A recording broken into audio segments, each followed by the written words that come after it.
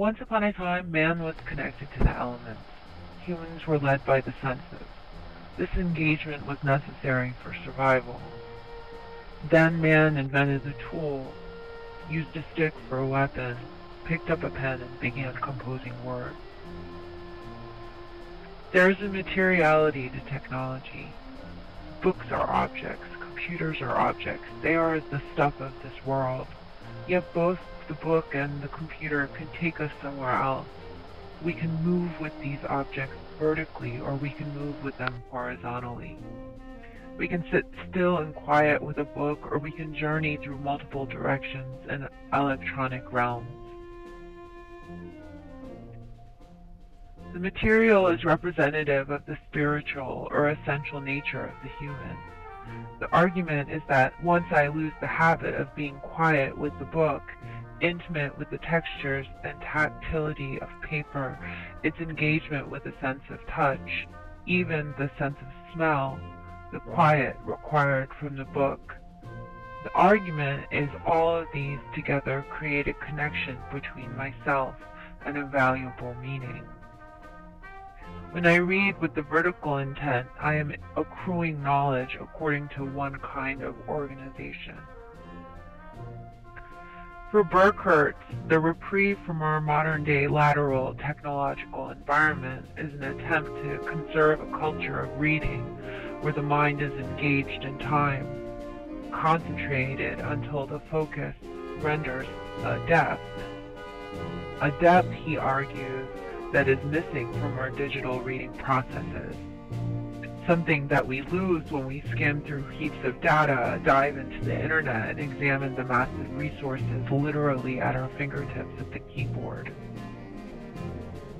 So here is an experiment in reading, a return for a duration to that halcyon world, to the delivery of myself from the distractions of the modern world, assuming as if I do not read anymore.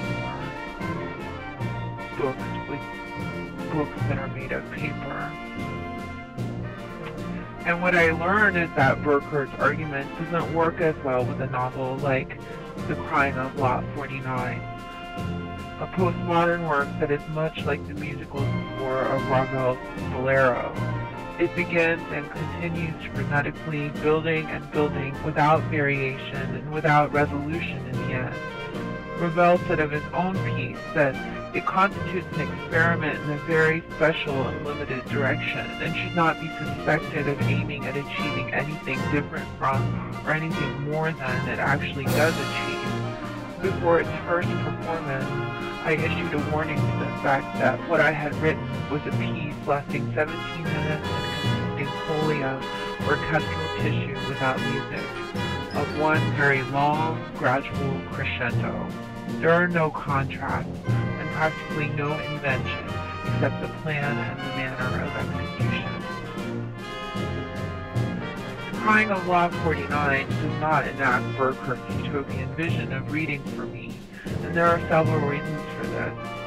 First, the book itself is postmodern. Burckhardt's ideas are nostalgic. They look backward to a time when our engagement with literature and reading was soulful and transcendent. For him, our present times and the prospect of the future represent a deadening of important aspects of humanity, such that we will become so saturated with the technological and digital interfaces of our world that we will not be able to remember. Pynchon's novel, Crying of Lot 49, is already desensitized to the thematic notions of meaning and truth. The book is about paranoia and conspiracies. The writing style is self-conscious in that Pynchon's use of wordplay, especially in the naming of his characters, calls attention to the words being words. So I'm not allowed to escape from my present reality into the bubble of this literary world, because the literary bubble is always exposing itself as what it is.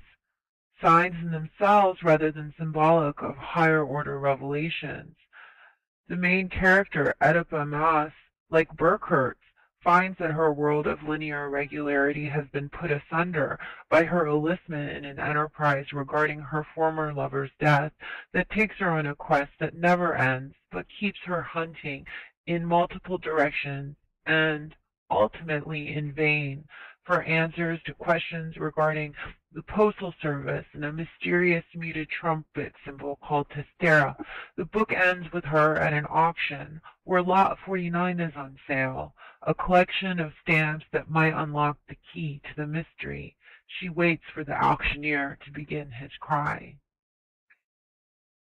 The Owl of Minerva was a symbol in ancient times of wisdom.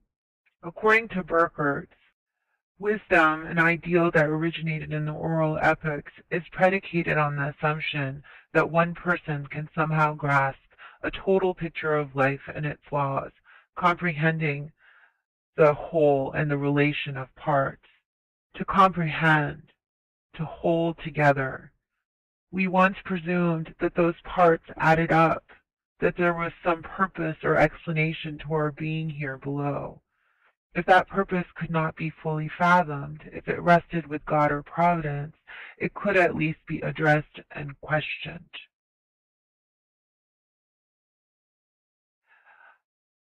The old-growth forests of philosophy have been logged, and the owl of Minerva has fled, according to Burkert. He says wisdom can only survive as a cultural ideal where there is a possibility of vertical consciousness.